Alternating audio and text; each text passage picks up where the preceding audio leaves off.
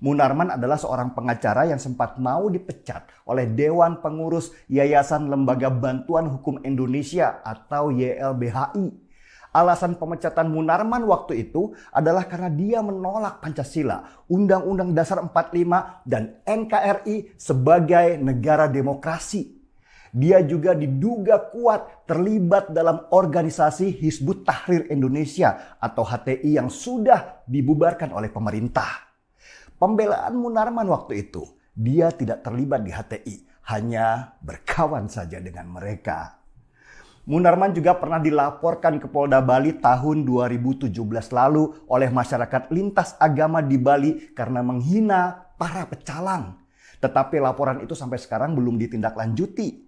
Dan perlu Anda semua tahu, Munarman pernah masuk penjara di Depok tahun 2007 lalu karena dianggap menyerang seseorang dan karena kepemilikan senjata api dan bahan peledak ilegal. Dan Munarman bilang kalau anggota FPI tidak pernah membawa senjata api. Munarman ngibulnya keterlaluan. Jejak digital nggak pernah bohong bro.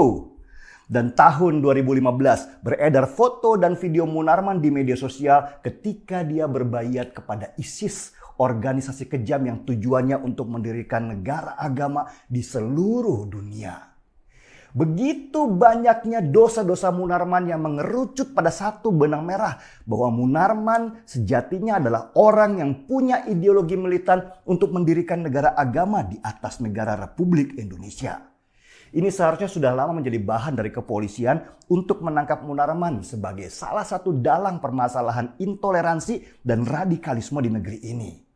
Dan ketika diplomat Jerman dengan sembunyi-sembunyi datang ke markas FPI, Munarman juga yang ikut menyebarkan berita kalau kasus matinya 6 orang laskar FPI sudah menjadi sorotan internasional. Pemerintah Indonesia lewat Menteri Luar Negeri meminta Kedubes Jerman untuk mengklarifikasi berita datangnya diplomat Jerman diam-diam ke markas FPI. Kedubes Jerman pun sesudah dipaksa baru memberikan jawaban kalau mereka ke markas FPI untuk mencari informasi jalur demo yang dilakukan oleh FPI. Ini jawaban yang aneh. Kok cari informasi jalur demo bukannya ke polisi, tetapi malah ke FPI? Apa hubungannya Jerman dengan FPI? Apakah Jerman sekarang menjadi pendukung FPI seperti ketika mereka mendukung demo-demo besar di Hong Kong? Apakah ada simbiosis mutualisme antara Jerman dan FPI berkaitan dengan situasi sekarang ini?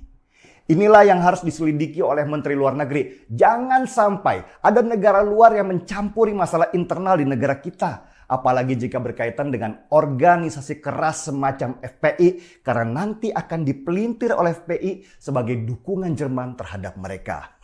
Dan itu sudah terjadi.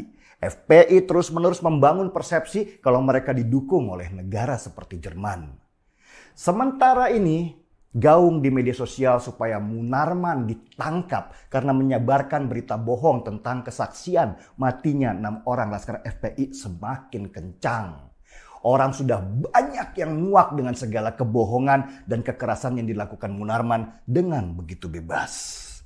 Apakah Munarman akan tetap bebas dengan aksinya atau polisi sudah berani untuk menangkapnya?